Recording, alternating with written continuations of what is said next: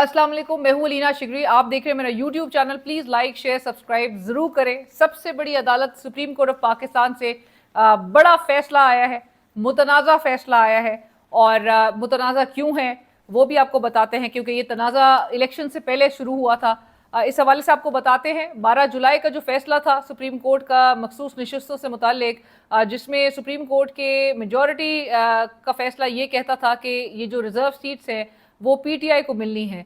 उस पर election commission ने अमल दरामद करना था, लेकिन अमल दरामद के बजाय रिव्यू में मामला चला गया। और रिव्यू भी जब उसका आज फैसला सामने आता है तो उसमें नज़र आता है कि 12 जुलाई के फैसले को कल अदम करार दिया गया। और जो ये मखसूस नशिस्त पाकिस्तान तहरीक इंसाफ जो महरूम हुई है रिज़र्व सीट से, ये अब रिज़र्व सीट, ये मखसूस नशिस्तें कौमी असम्बली में, तमाम सूबाई असम्बलियों में, ये किन को मिलेंगी? ये मुस्लिम लीग नून को मिलेंगी, ये पीपल्स पार्टी को मिलेंगी, ये जेयूआई को मिलेंगी, ये दीगर सियासी जमातों में तकसीम हो जाएंगी। ये माले मुफ्त है और ये जिस तरह से ये तकसीम होंगी नज़र सबको आ रहा था। This was like writing on the wall. सब प्रिडिक्ट कर रहे थे, सबको दिखाई दे रहा था जो कुछ मुल्क में हो रहा है। ये तमाम चीज़ें बड़ी प्रिडिक्टेबल थी। कोई नहीं कह सकता था कि ये रिज़र्व सीट्स पाकिस्तान तहरीक इंसाफ को इस फैसले के नतीजे में दी जाएंगी। सो लिहाजा आज जो ये फैसला आया है इस पर पाकिस्तान तहरीक इंसाफ के लिए तो कोई भी सरप्राइज एलिमेंट नहीं था।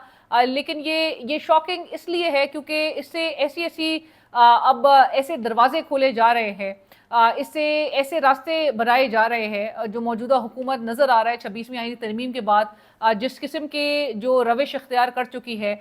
इस वक्त 26वीं आईनी तरमीम के पास होने के बाद से लेकर अब तक कोई फैसला हुकूमत के खिलाफ, एग्जीक्यूटिव के खिलाफ नहीं आया है। सो लिहाजा अब इस किस्म की हमें रिवायत नज़र आएगी इस मुल्क में, जहाँ पर आज जो ये 7-3 का फैसला है इसके हवाले से आपको बताते हैं। कॉन्स्टिट्यूशनल बेंच इसकी समाअत कर रहा था, वो आईनी बेंच जो कि 26वीं आईनी तरमीम के नतीजे में वजूद में आया।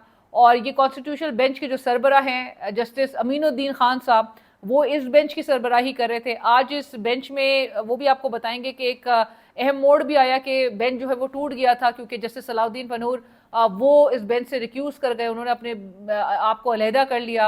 अलहदा होने की वजह जो है उन्होंने वो भी सामने रखी। गुज़िश्ता रोज़ जो हामिद खान साहब के हमने अपनी वीडियो में भी आपको बताया था, हामिद खान साहब ने जो एतराज़ात उठाए थे और बताया था कि रिव्यू का मामला तब तक नहीं लगा था जब तक 26वीं आईनी तरमीम नहीं हो गई, कोर्ट पैकिंग नहीं हो गई।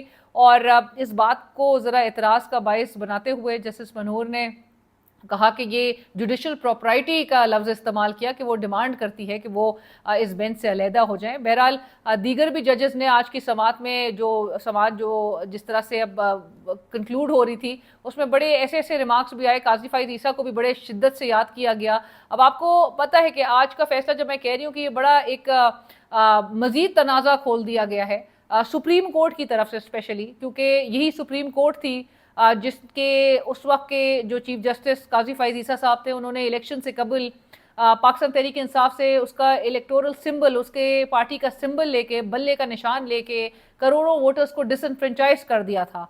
किस तरह से लोगों को, ऑल्दो कि आपको पता है कि हर मुल्क में जो इलेक्शन सिंबल होता है वो लोगों को फैसिलिटेट करने के लिए होता है कि इलेक्ट्रिसिटी के रेट को मद्देनज़र रखते हुए जो अनपढ़ हमारे जो लोग होते हैं, जो दही इलाकों में लोग होते हैं, उनको जो पढ़ लिख नहीं सकते, पढ़ना लिखना नहीं जानते, तो वो सिंबल देखकर वो वोट कास्ट करते हैं। सो उनके लिए मुश्किलात खड़ी की गई। किधर से हुई? वो यहाँ से हुई। काजी फाइज ईसा के उस मुतनाज़ा फैसले के पेश नज़र इलेक्शन में पाकिस्तान तहरीक इंसाफ गई तो, लेकिन उनके तमाम कैंडिडेट्स आज़ाद हैसियत में इलेक्शन लड़े। आज़ाद हैसियत में लड़ के भी जब उन्होंने स्वीप किया इलेक्शंस और सारे जो सिस्टम था वो परेशान हो गया, तमाम जो सिस्टम के जो ये तमाम इस पूरे प्लॉट के collaborators and corroborators and facilitators and supporters and backers, वो सब हैरान और दंग रह गए कि किस तरह से पाकिस्तान तहरीक इंसाफ जिससे बल्ला छीना था, जिसके लोगों को, जिसके कैंडिडेट्स को नॉमिनेशन पेपर सबमिट नहीं कराने दिया जा रहा था, जिसके कैंडिडेट्स के तजवीज़ कुनंदा, तायद कुनंदा को उठाया जा रहा था, जिस पार्टी को क्रश करने के लिए तमाम तर इक़दामात ले लिए गए थे, वो उस पार्टी के कैंडिडेट्स और ऐसे कैंडिडेट जिनका जो नेचुरली इलेक्टेबल्स नहीं थे, जो लोग जिनको जानते नहीं थे, जो कई तो काफ़ी ज़्यादा ऐसे थे कि जो पहली दफ़ा भी कॉन्टेस्ट कर रहे थे, किस तरह से लोगों ने उनको वोट किया اور یہ سب کے لیے بہت ہی حیرانی کا باعث تھا. جو ایکسپیکٹ کر رہے تھے کہ وہ بہت اچھی طرح الیکشنز مینیج کر لیں گے, لیکن جب یہ سرپرائز سامنے آیا اس کے باوجود بھی آپ نے دیکھا کہ آزاد کینڈیڈیٹس, پاکستان تحریک انصاف کے جو کینڈیڈیٹس تھے وہ آزاد حیثیت میں الیکشنز جیتنے کے بعد سنی اتحاد کونسل میں شامل ہوتے ہیں, اور اس کے باوجود بھی میجورٹی سیٹس ہونے کے باوجود بھی وہ حکومت نہیں بنا سکتے.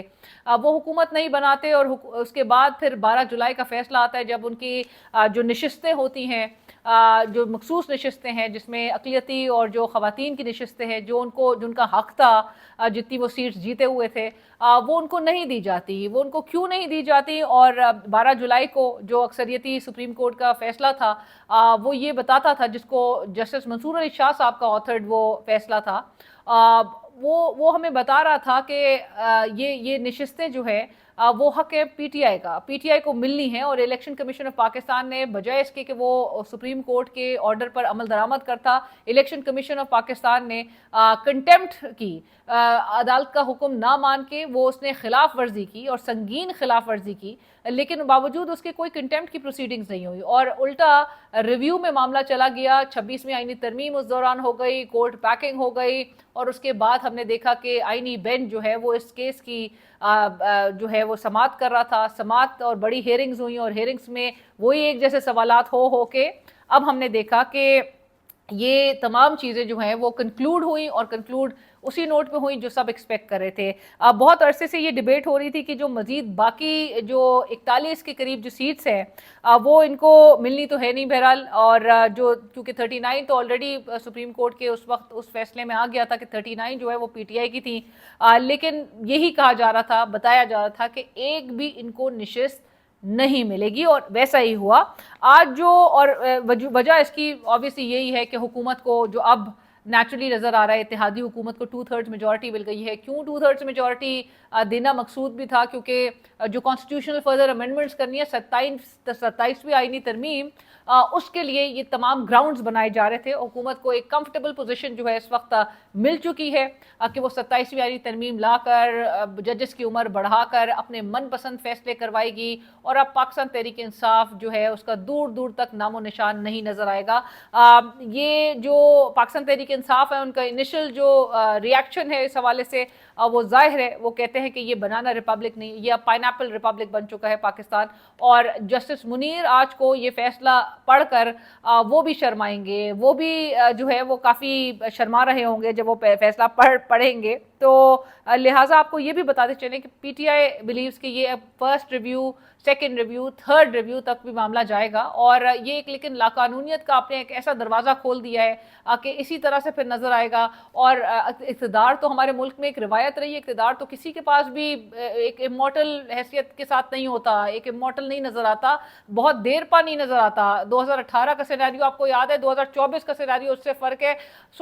حالات جو ہے وہ کبھی بھی ایک جیسے نہیں رہتے پاکستان میں, یہ ایک روایت ہے. You can not predict anything but the past. Justice Aminuddin Khan صاحب سربراہی کر رہے تھے, جسٹس مسرت ہلالی, جسٹس نعیم اختر افغان صاحب, جسٹس ہاشم کاکڑ صاحب, جنہوں نے آج ہی سماعت کے دوران انہوں نے قاضی فائز عیسیٰ صاحب کے نام پر انہوں نے بڑا کہا کہ وہ ان کے سرپرست ہیں. حامد خان صاحب کو انہوں نے بولا کہ آپ وہ ان کے سرپرست ہیں, اور ان کے لیے یہ بڑے ناقابل قبول بات ہے ان کا جو ذکر ہونا. اور پلس انہوں نے یہ بھی کہا کہ جج کے عہدے پر وہ لعنت بھیجتے ہیں, ان کے لیے عزت جو ہے زیادہ پیاری ہے. لیکن باوجود اس کے ہاشم کاکڑ صاحب کا یہ فیصلہ آیا ہے. ہاشم کاکڑ صاحب نے بینچ سے اپنے آپ کو علیحدہ بھی نہیں کیا, نہ ہاشم کاکڑ صاحب نے بطور جج جو ہے, چونکہ ان کو عزت پیاری تھی, لیکن وہ جج کے عہدے پر بھی ابھی تک کی اطلاعات کے مطابق برقرار ہے, انہوں نے کوئی ریزائن بھی نہیں کیا.